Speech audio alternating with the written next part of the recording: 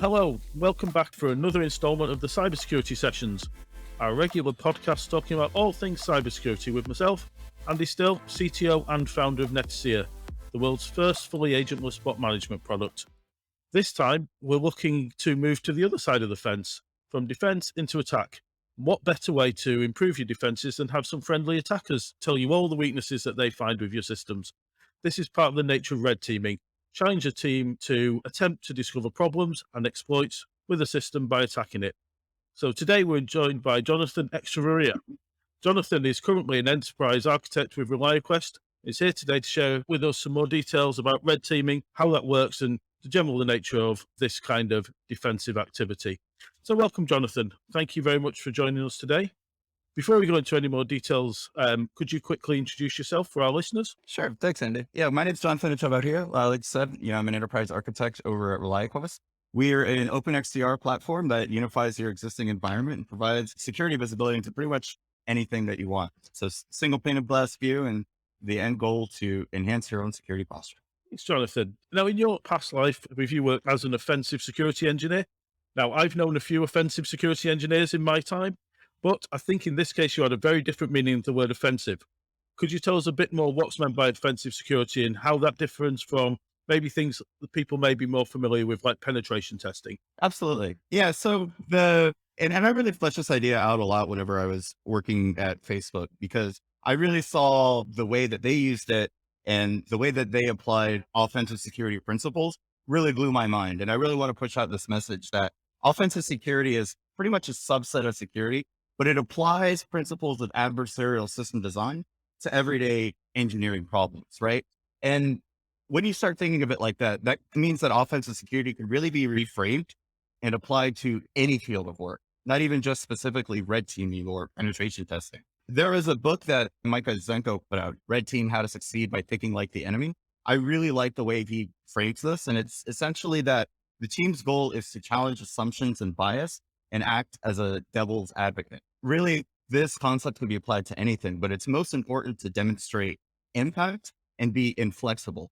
Anything can happen when you start looking at systems from this perspective, and you can't have a concrete approach to it. No, so I think it's a really interesting approach to take. So it's very easy as a developer or development team, even an operations team, to only look at the problems that you think may happen or the problems that you know about. And I think the idea of coming at that from the opposite angle of trying to get away from groupthink, trying to get away from just the easy solutions to this kind of problem. Is it something that typically when you're involved in this, is it something where you're in the team? Is this better to have a separate team doing this, or is it better to even have a third party service come in and do this kind of approach? So realistically, in my mind, I think pretty much everyone can be doing this in some aspect, right? Like there's advantages to having a dedicated red team internally that looks at your business, and they know in depth pretty well how do the different pieces of the business integrate with each other. But I say that, even an individual coder can apply the principles of offensive security just by asking, how is it that the code that I'm writing can be abused? A marketer can ask the question of, how can the marketing campaign that I'm doing be misinterpreted, right? And it's a matter of challenging your assumptions that whenever I make something, everything is going to work. There's cases where, that being said though, hiring an external firm can also be really advantageous, especially when you start talking about challenging groupthink, right? These are people that have zero knowledge about your environment and, in the exact way that a actual attacker would. And that can provide you another unique insight into it. But realistically, in my opinion, every business and every individual is capable of doing this. Security is a team sport and everyone is a member of it. So is this then something that you would recommend that every business looks at, or is there kind of particular use cases, particular size or type of business that you think it's more applicable to? Yeah, I really think that anyone can do it, right? But that doesn't necessarily mean that they have to go out and do a full-blown red team engagement. I mean, the ultimate goal is just to challenge assumptions and move the impact of it left of bin. And what I mean by that is, if you take a problem in a application or system or process, right? It's $10 to fix that problem in the design phase. It costs $10,000 to fix that problem once it's in production, right? And it's important to not let these processes of looking at, what could potentially go wrong with something be a blocker. As long as a business can foster an environment where it's okay to bring issues up and get decision makers and system designers in an adversarial mindset, that can really help enhance any business's innovation, because groupthink is really the largest hurdle to innovation within an organization. So thus everyone stands to benefit from it, regardless of whether, you're spending 50, 60, 70K on a really in-depth red team engagement, or you're just getting everyone together in a room for a couple hours and doing a tabletop exercise. Yeah, so that's really interesting because I think there tends to be an image of red teaming as an external attack on production systems. Right. And in your experience, is this something that can be done right from, as you were saying, design stage, or do you still find it in your experience that it's still primarily done on production systems? I say do it in both, right? It's really weird to think about because everything is in prod, even staging and testing are in prod, right? Whenever I do operations, I really like to focus on production systems because that's the most realistic assessment. It's the most accurate one, but staging and testing environments are just too perfect and they typically don't reflect the actual environment, right? But as a red teamer, your goal is not necessarily just to think about, individual technical vulnerabilities. Is there a SQL injection vuln in this application? Is there a way for me to upload a card skimmer? Is there a way for me to bot something, right? You should take into the account the entirety of the business logic. So thus staging and testing environments are part of prod, if you will, but the entirety of a whole is prod as well as prod. So I say focus on everything, right? And just make it be realistic. It's really about the impact of the operation of what you're doing and the things that you're looking at. Yeah, and I think a lot of this is wider than just security, isn't it? This is kind of a mindset that you can apply to almost any problem. I'm thinking like performance problems. It could be standard business problems as well. But having that idea right from the start of thinking about how could someone take this? How could they use this differently? What different approaches could they take to try and bypass the happy path that we expect people to go down? Yeah, that's exactly it. Like the red teaming part, that's the super cool, sexy part that everyone wants to be a part of, right? But ultimately, everyone is a red teamer and everyone is capable of being a red teamer. I really am a huge fan of tabletop exercises. You get all of your decision makers in a room, but also get people that are on the ground, operationalizing in the systems, whether that's sysadmin, you're an SRE person or whatever, and just give them a scenario. The common one is going to be, okay, someone executes a malicious document in accounting. What do we do? Add interjects into it. Walk them through the process and really challenge the assumptions of that all of the systems are working and that you're operating against an actual sophisticated attacker, right? You tend to get a really in-depth analysis of where are our actual holes, because when you're not just talking to the people that designed the system, but you're talking to the people that are in it every day, they have entirely different perspectives on what is going right, what is going wrong, where are our potential gaps. And a lot of the times those are misaligned until someone takes the time and effort to marry those two together. Yeah, so taking that logically through, particularly when we're talking about production systems, obviously the extent of what you could do in offensive security is vast. Is there an ethical line here? Is there some things you wouldn't do? For example, a lot of the gaps could be around social engineering. Is that something as a red team you would actively go down that road, or would you draw a line somewhere? Absolutely. So ethics and red teaming is important, but it's also kind of hard, right? Like the common counter question that people ask to, oh, how do you do ethics and red teaming? Is that attackers have no ethics. Why should we operate with any impunity, right? To go back to impact, you could demonstrate the same level of effectiveness without doing unethical or immoral things. My general guideline is I like to avoid ridiculous emotional manipulation. I offer you a $500 gift card from Amazon. Okay, that's fine, right? But I can't reach out to you and say, hey, your child is in the hospital and you need to sign and authorize these medical authorization forms in order for them to get treatment. That's really manipulative. That's really unethical. And it doesn't really make that much of a difference in the long term of the impact, right? Like the goal is for you to execute this document. I can do the same thing with the gift card as I can with that authorization form, but one is going to be a lot more ethical than the other. There's the obvious things like don't open a new line of credit with like PII that you gather. Don't change your own pay rate, right? But I think it's also important for OffSec teams to think about how the business can use them ethically as well, right? No red team should allow themselves to be used as pawns in a political chess match because one manager thought the manager of another team slighted them and they send the red team as their attack dogs. That doesn't benefit the business in any way. So, the ethics and the impact of operations really line up with each other as well. And it just, being unethical reduces the overall effectiveness of the red team. Yeah, and I think it comes down to as well, when you're looking at what you're trying to prove here, you're not trying to prove the failure of humans. We know humans are always the weak point of any system, don't we? So at a certain point, some of those things you probably assume will happen, and you look at what's the process in place for when humans do accidentally allow themselves to click on phishing emails, to be socially engineered. What are the processes to mitigate that risk? Yeah. And it's important for a business to do that with impunity, right? Like they need to be able to focus on that and foster an environment where it's okay to fail, if you will. But the whole goal is to make the business as a whole better, right? The best operation ideas that I've gotten as a red teamer have come out of conversations where I'm just talking through the implementation of a system when with a person who designs it or is working with it. When you come at them with the frame of mind of we're here to help fix things and make things better and, solve your concerns rather than, security is hard, security is bureaucracy, security is the red tape. I'm here to make your life hell and, give you nothing but problems. You tend to get a lot more ideas out of people. People are a lot more willing to talk to you. And I get some of the best op ideas from that. Yeah, well, I think it's about you taking into consideration the security is always a compromise, isn't it? Absolutely. He's always asking people to do things that they may not want to do.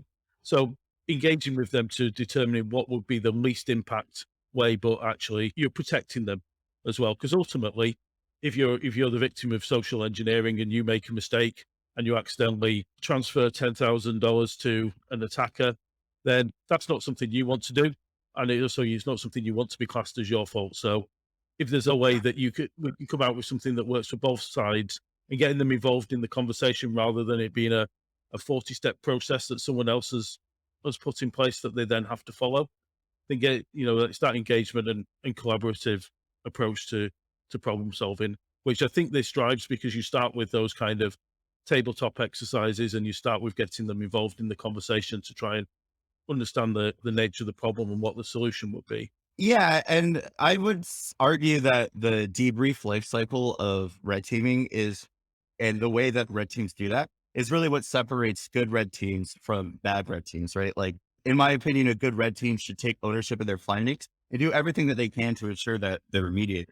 They should be working with the system owners throughout the life cycle of the operation because they'll give you that unique insight, right?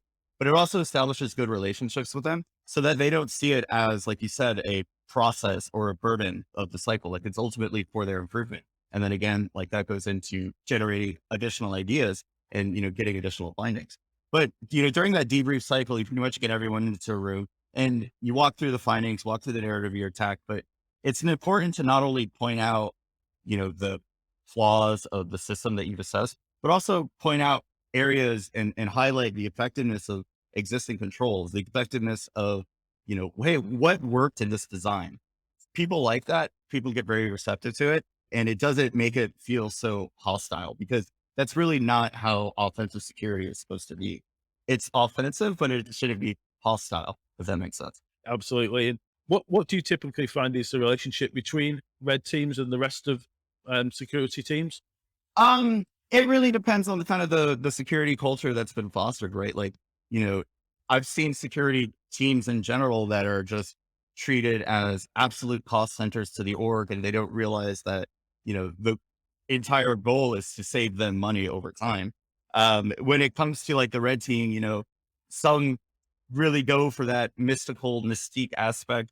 And I don't think that, trying to play that up, it brings too much of an advantage, right? Like ultimately, this is just another subset of your engineering organization. And it's important to not let your ego get too inflated from that, if that makes sense. Yeah. I mean, that does. And I think it's same kind of approach that we see trying to take right across IT of blurring the boundaries between different areas of responsibility. trying to identify as many problems as early as possible. Obviously, we're trying to deliver best possible outcome to our customers or our customers' customers, depending on how you, the type of product that you're working on. So yeah, I think just that collaborative approach and your way of talking about this as offensive security rather than a red teaming exercise, kind of, that's more of a mindset shift. Right. Getting the entire team to be thinking that proactively, what can go wrong across all different types of risks that we have to address. We've talked about various different approaches that you can take, identifying problems. Once you've carried out an approach, particularly I'm thinking if this is something that you're doing on the production system, you identify a problem. What's next after that? What's the goal? How do you show the value of that exercise that you've undertaken? Yeah. Once you've actually conducted the op, you start the debrief cycle. As far as like when you're hands on keyboard within the op, that's really where it's important to not be rigid, right? You need to be very flexible. As you're going through things, new challenges are going to arise. People don't necessarily know what's going to happen. And you have to be able to shift that activity as quickly as possible. I always like to think about what is the 10 step down of the actions that I'm doing, right? Like the entire goal is to demonstrate the impactfulness of every action that you're taking during the execution stage of the operation. Once you do the debrief, you deliver everything. Here's what worked. Here's what didn't work. Here's our findings. Here's our suggestions for remediation. Next step is that the red team should be following up with the owners of those findings. We found a SQL injection vulnerability that allows you to do this XYZ thing that can interact with the system. Okay, get with both system owners, ensure that there is a mitigating control in place, make sure that it works, right? And do that for every single finding. Through that process, you really got an idea of the effectiveness of these new controls that you've introduced. But it's also important to do a entire general retest, right? It doesn't have to be as in-depth as the operation itself. But when you put all those new controls together, there's a possibility that you could have introduced some new logic that could have introduced some new sort of risk for vulnerability. Cool. And how receptive do you usually find people are when you've found an exploit in a production system and you're going to them maybe saying you need to take this offline, you need to disable this kind of functionality? Do you find that they're usually on board with that, or do you get a lot of pushback? I usually find that people are pretty on board with it, right? Like no one wants to be the person that's responsible for something that went bad. And, like generally people are pretty grateful for the identification of these things because obviously they didn't know that it existed. Assuming you find something that existed. And that's really where it's also important to be able to demonstrate the impact of that flaw, right? Like if you do come across someone that says, oh, that's not a big deal, blah, blah, blah, blah. Well, that's the point of you being able to demonstrate. Here's why it is a big deal. Here's how it is. And that's a good technique for diffusing situations like that. Yeah, I mean, it's ultimately, it is about getting the message across that you haven't created this problem exists. Absolutely. You're saving them from something much worse. Okay, so before we wind up, if we've got people listening to this, what would be the one message that you really want them to take away about the value of offensive security? Yeah. In the financial world, they talk a lot about due diligence. If your organization was to acquire another organization, there'd be a process of looking at them from an adversarial standpoint. You're going to dig through their financial health. You're going to dig through their source code, and you're going to do everything you can to ensure that you're making a sound financial decision. Why not apply that to everything that your business does? If you do that, your business will operate much more efficiently. It will impose significantly less costs, and just start small. Start with tabletop exercises. Start with, your very small scope pen test and work your way up. Everyone is a participant when it comes to offensive security, and allow that mindset to foster a culture where it is okay to challenge assumptions and challenge groupthink, and you're going to allow innovation to succeed throughout your org. Thank you very much. Thank you very much, Jonathan, for sharing that with us. That was really, really fascinating. And also thank you, Jonathan, for your offensive security stance, which you wouldn't know this from listening to this. Is actually the second time we've recorded this, because Jonathan did expose a flaw in our recording software and the first time didn't properly record. So thank you for that, bringing that mindset to our recording process. My pleasure. I just can't help it, Just can't help yourself with it. Thank you very much for joining. And As usual, if you've enjoyed this, please subscribe, leave a review. Please feedback to us via the Twitter account at @CybersecPod, or you can email the podcast at netacea.com. We will be back in our next episode. We would love you to come and join us and listen again. Thank you very much, and we will see you then.